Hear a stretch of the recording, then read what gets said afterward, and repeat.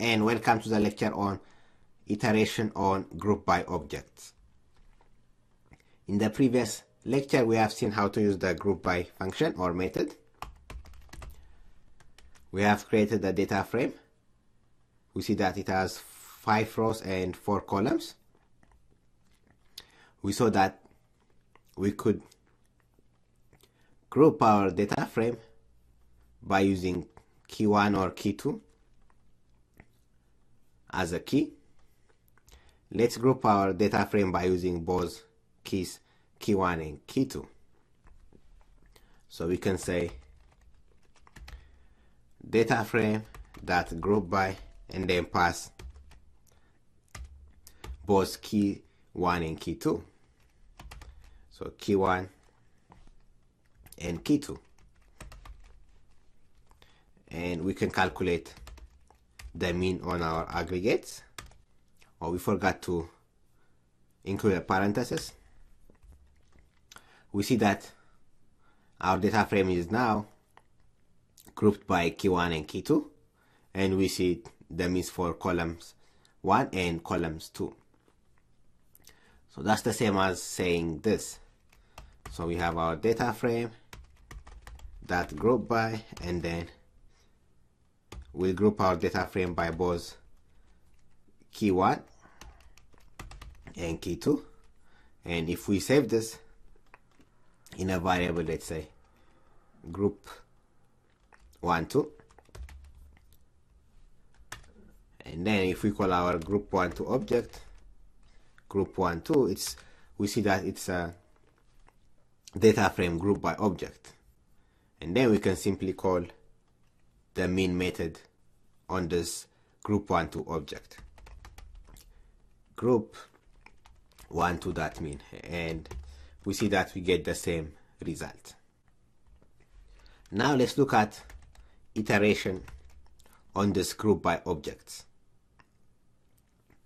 So this group by objects, they support iteration, and when we do iteration, when we use the for loop on this group by objects, we get a sequence of tuples, one containing the group name and then another one containing the data.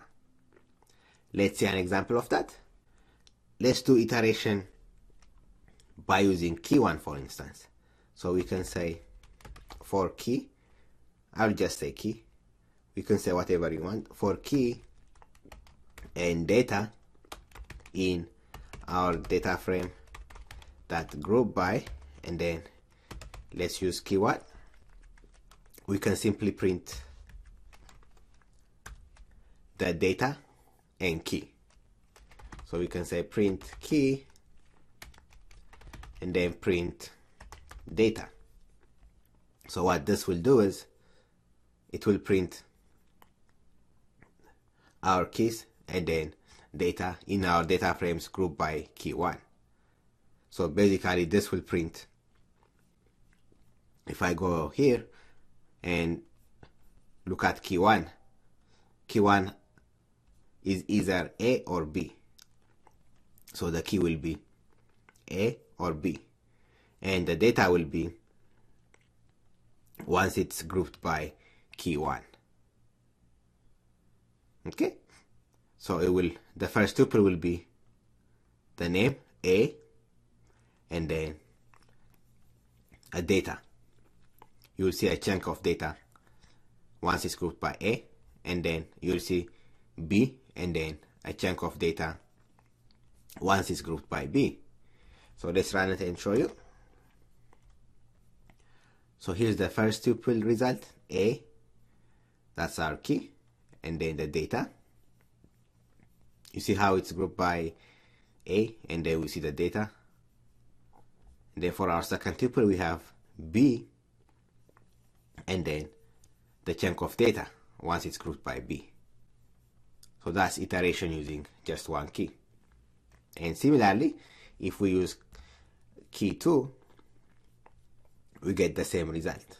For key 2 we have first and second, so we'll get first and then a chunk of data, and then for our second tuple we'll see second and then a chunk of data. Let's do that. we can say for key and data in our data frame that group by, and then let's pass key2 in this case. Let's print key and data. So you can give this any name that you want. This just makes sense to me. Key and data. You can give it any name, it doesn't matter. So if we run this, we get first and then a chunk of data, second and a chunk of data. So that's iteration on group by objects by using one key. What if we use both key 1 and key 2? What will we get? So in this case, we'll group our data frame by both key 1 and key 2. So the result will have 4 tuples. One will be, let's say, A and then first, and then we'll have A second, and then we'll have B first, then B second. So that will be, and their respective chunk of data. So we'll get those. So that will be 4 tuples. Let me show you. So we can say for key 1, key 2, and then data in our data frame that group by, and then as we said, we'll group it by both key 1 and key 2. So let's print key 1. Oh, here it's key 2. So let's print both key 1 and key 2. And let's print data.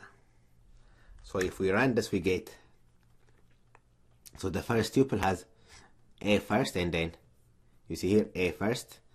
Then the second tuple we have A second, and then our chunk of data. The third tuple B first, and the chunk of data. And finally we have B second and the chunk of data for B second. So this is how we can do iteration on group by objects. I just wanted to show you that the group by objects allow us to do iteration on them. Thank you everyone, and I'll see you at the next lecture.